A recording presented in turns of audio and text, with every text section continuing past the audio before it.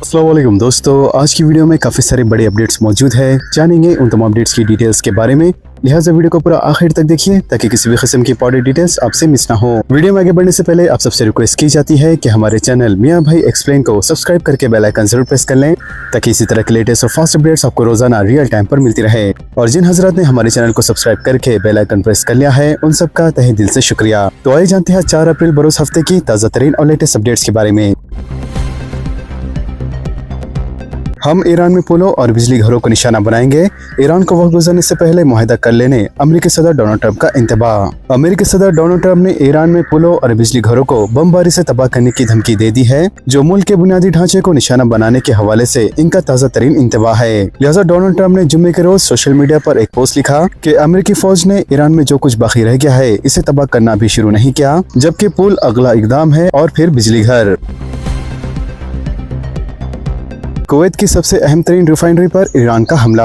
मगरबी एशिया में कशीदगी दिन प दिन बढ़ती जा रही है, लिहाजा जुम्मे के रोज कुवैत में वाक़े अहम तेल साफ करने वाली रिफाइनरी जिसका नाम मीना अल अहमदी है, इस पर ईरान ने ड्रोन हमले किए, जिसके नतीजे में इलाके में बड़े पैमाने पर आग भड़क उठी और इस बात की इत्तला कुवैत पेट्रोलियम कॉर्पोरेशन ने दी। इदारे के मुताबिक आग पर काबू पाने के लिए फायर ब्रिगेड का अमला कोशिश कर रहा है, जबकि इस हमले में किसी जानी नुकसान की कोई इत्तला नहीं मिली। वाज़ेह रहे इस रिफाइनरी में रोजाना तकरीबन 3,46,000 बैरल तेल पैदा किया जाता है।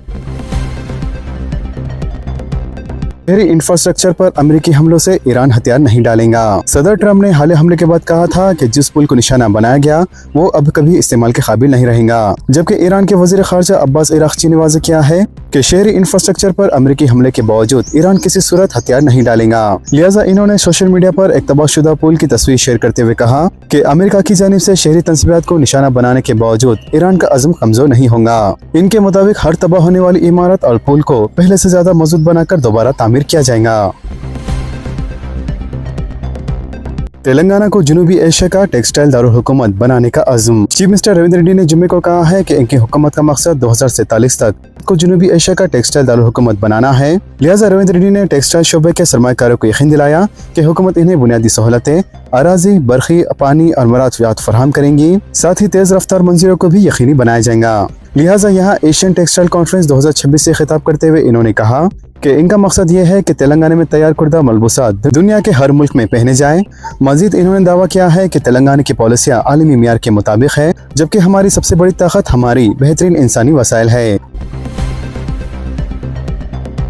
तेलंगाना में 5 दिन के दौरान गरज चमक के साथ बारिश का इम्कान। महकमे मौसमियात ने जुम्मे को पेश-ए-क़यासी की है कि आइंदा 5 दिन के दौरान तेलंगाना में कहीं कहीं गरज चमक के साथ बारिश और 30 से 40 किलोमीटर फी घंटे की रफ्तार से तेज हवाएं चल सकती है। यहाँ जारी करदा यौम मौसमी रिपोर्ट में कहा गया है कि आइंदा 7 दिन के दौरान रियासत में चंद मुकामात पर हल्की तो औसतन या बूंदाबांदी का इम्कान है, जबकि आइंदा 3 दिन के दौरान आजम तरीन दर्जे हरारत में कोई बड़ी तब्दीली नहीं होगी और गुज़िश्ता 24 घंटों के दौरान तेलंगाना में मौसम खुश्क रहा। इस मुद्दत के दौरान मेदक में आजम तरीन दर्जे हरारत 38.6 डिग्री सेल्सियस दर्ज किया गया।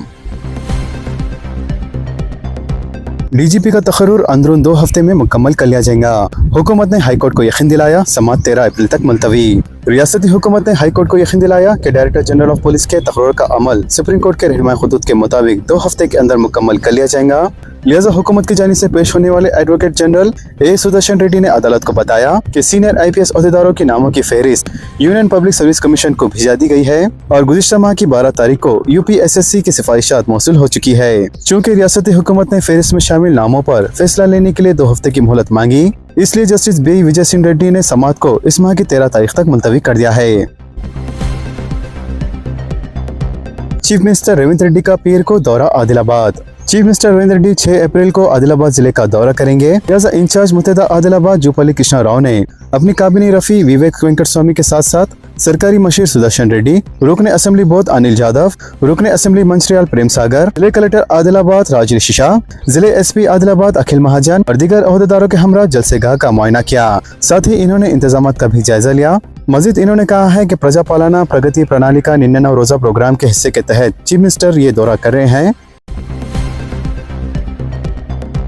ACB ने सब रजिस्ट्रार ऑफिस वरंगल की अचानक तलाशी ली, बेकायदगियों का इंकशाफ, 2 ओहदेदार के मकानात पर भी धावे। Telangana anti corruption bureau Warangal range ने जुम्मे को जिले हनमकुंडा के सब रजिस्ट्रार ऑफिस यहां अचानक तलाशी ली, जिसके दौरान कई बेकायदगियां सामने आई। लिहाजा तलाशी के दौरान दफ्तर में 20 गैर मिजाज एजेंट्स और डॉक्यूमेंट राइटर्स मौजूद पाए गए। इसके अलावा 47,450 रुपए की गैर महसूब रकम और 70 गैर रजिस्टर शुदा दस्तावेज बरामद हुए।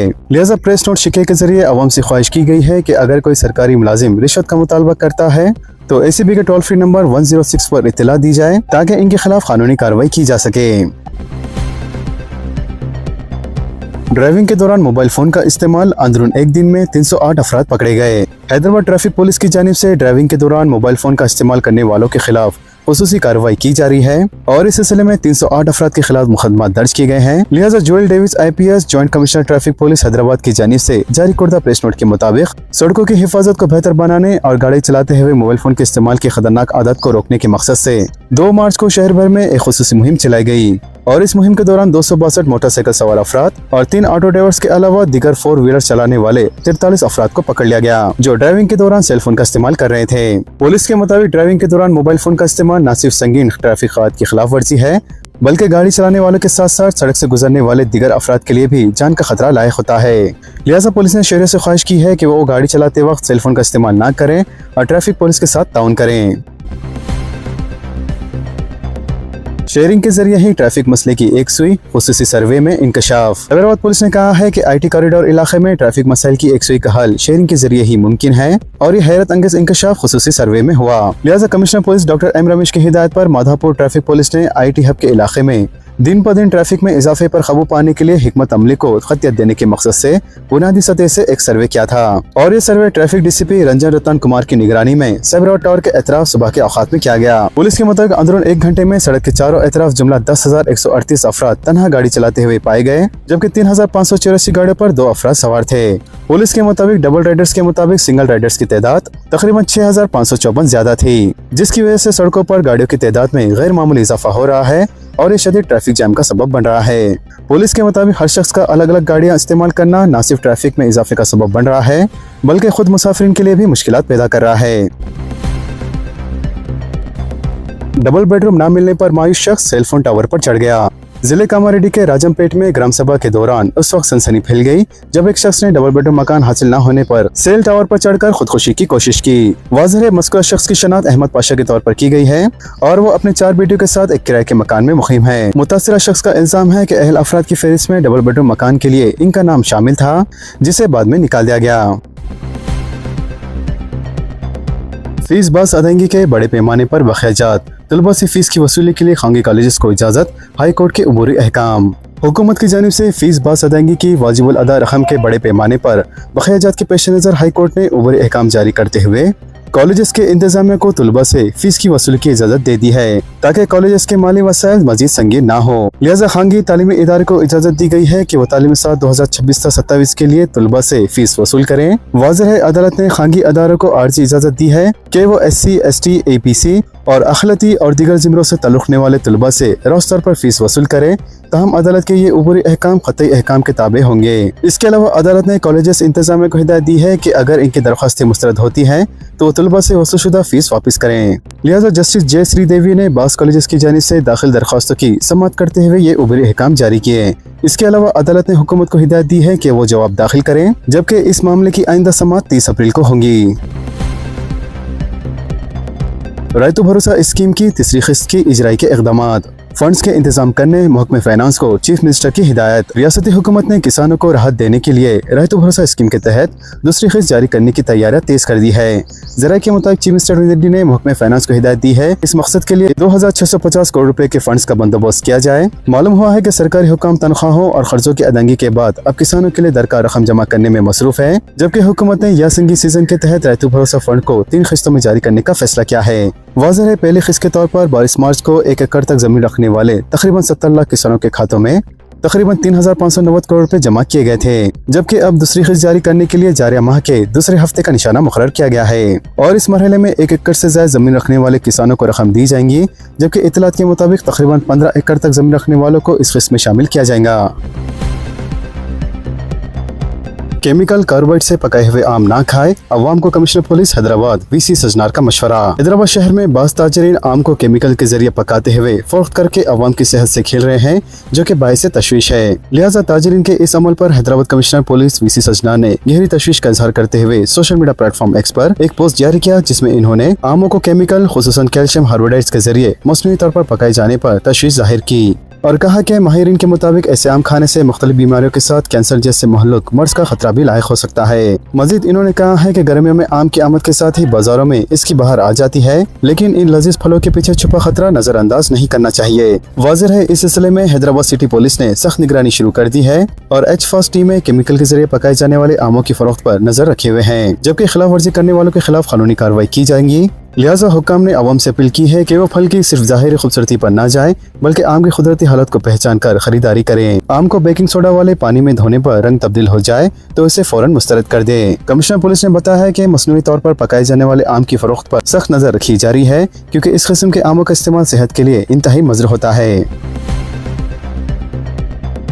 पसंद के गाड़ी नंबर्स का इंतखाब अब महंगा। गाड़ियों के रजिस्ट्रेशन नंबर्स को रिजर्व करने के लिए चार्जेस में किए गए हालिया इजाफे पर की जानिब से तनकीद की जा रही है, जिनका कहना है कि महकमा ट्रांसपोर्ट की जानिब से शुरू किए गए नए ख्वाहिश से गाड़ी के मालिकीन पर जायद माली बोझ आयद हो रहा है। लिहाजा पहले गाड़ी के मालिकीन तत्काल सहूलत के तहत, जिसमें फैंसी नंबर शामिल नहीं होते, इसके लिए 1000 रुपए अदा करते हुए किसी एक दिए गए दिन तकरीबन 150 दस्तयाब नंबर्स की फहरिस्त पसंद करके एक नंबर का इंतखाब कर सकते थे। अगर इसमें मुताबिकती बिट्स न हो तो इंतखाब कुर्दा नंबर दरख्वास्त गुजार को अलॉट किया जाता था। ताहम RTA यानी रोड ट्रांसपोर्ट अथॉरिटी ने दिसंबर 2025 में इस सहूलत को बर्खास्त कर दिया और फीस स्ट्रक्चर पर नजरसानी की और नए सिस्टम के तहत किसी तरजीह नंबर को महफूज रखने के लिए इसकी कीमत 4 व्हीलर्स के लिए 6000 रुपए और 2 व्हीलर्स के लिए 3000 रुपए कर दी है। इसी तरह ऑर्डिनरी नंबर के इंतखाब के लिए भी ये महंगा हो गया है। मजीद मोटर सेट्स ने कहा है कि रिजर्वेशन फीस की अदायगी से नंबर मिलने की गारंटी भी नहीं होती। एक शख्स ने कहा है कि अगर कोई और दरख्वास्त गुजार इसी नंबर के लिए बीटिंग प्रोसेस में दाखिल हो तो असल दरख्वास्त गुजार को हिराज में हिस्सा लेना होगा और इसके हसूल के लिए इजाफी रकम अदा करनी होगी।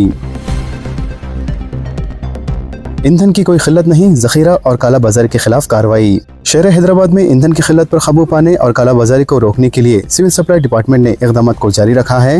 लिहाजा महकमे सिविल सप्लाई की जानिब से ईंधन की खिल्लत को बेबुनियाद करार देते हुए अवाम को इस बात का इत्मीनान दिलाया जा रहा है कि शहर और रियासत में ईंधन की कोई खिल्लत नहीं है। इसके अलावा डिपार्टमेंट की जानिब से इन्फोर्समेंट सरगर्मियों में भी इजाफा कर दिया गया है।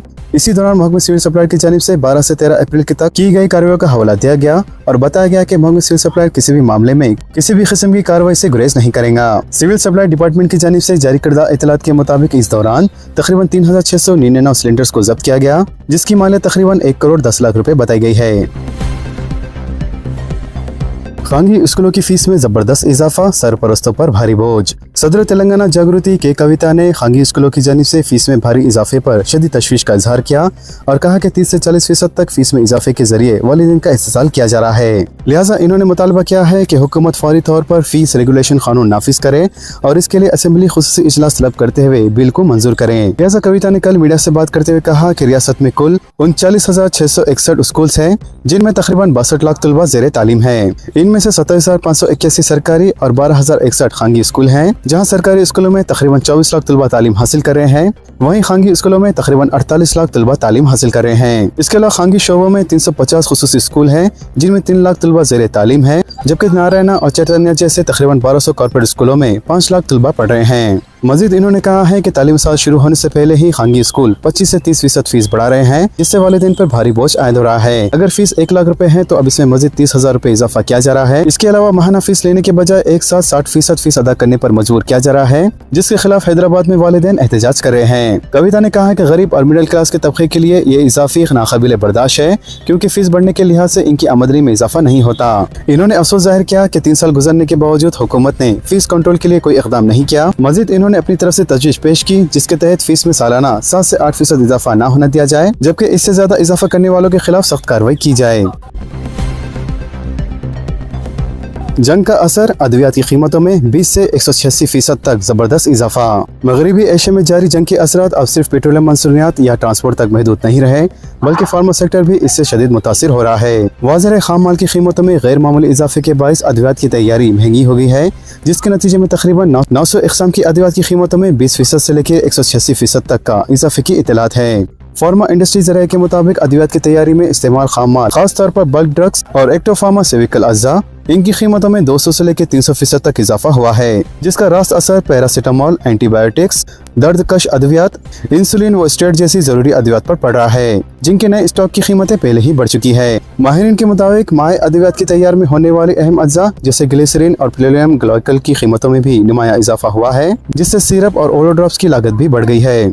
ऐसा अद्वियात की कीमतों में गैर मामूली इजाफे का ज्यादा असर दायमी बीमारियों के मरीजों पर पड़ेगा, जिन्हें रोजाना अद्वियात की जरूरत होती है। इसके अलावा खांगी हॉस्पिटल में इस बोझ को रास्त मरीजों पर मुंतकिल करने का खदशा है, जबकि सरकारी हॉस्पिटल्स में बजट की कमी के बायस अद्वियात की फराहमी मुतासिर होंगी। वहीं दूसरी जानिब अद्वियात फराहम करने वाली कंपनियों ने हुकूमत को मकतूब रवाना करके मुआहदे के मुताबिक मौजूदा कीमतों पर सप्लाई से मौजरत जाहिर की है। ताहम इन्होंने यकीन दहानी कराई है कि हालात मामूल पर आने के बाद दोबारा पुरानी कीमतों पर सप्लाई बहाल कर देंगे। फिलहाल मेडिकल स्टोर्स पर पुराना स्टॉक पुरानी कीमतों में फरोख्त हो रहा है। ताहम जैसे ही नया स्टॉक मार्केट में आएगा, कीमतों में असल इजाफे की शिद्दत वाज़ेह हो जाएंगी। तो दोस्तों, इन तमाम खबरों से मुतालिक आप सबकी क्या राय है, नीचे कमेंट बॉक्स में जरूर जाहिर करें और इसी तरह के लेटेस्ट और फास्ट अपडेट्स के लिए हमारे चैनल के साथ जुड़े रहें। हमारे इस वीडियो को आपस में ज्यादा से ज्यादा शेयर करें और हमारे चैनल मियां भाई एक्सप्लेन को सब्सक्राइब करके बेल आइकन प्रेस करना ना भूलें। तो मिलते हैं अगली वीडियो में काफी सारी नई और बड़ी अपडेट्स के साथ। जब तक के लिए अपना ख्याल रखें। अल्लाह हाफिज एंड सब्सक्राइब।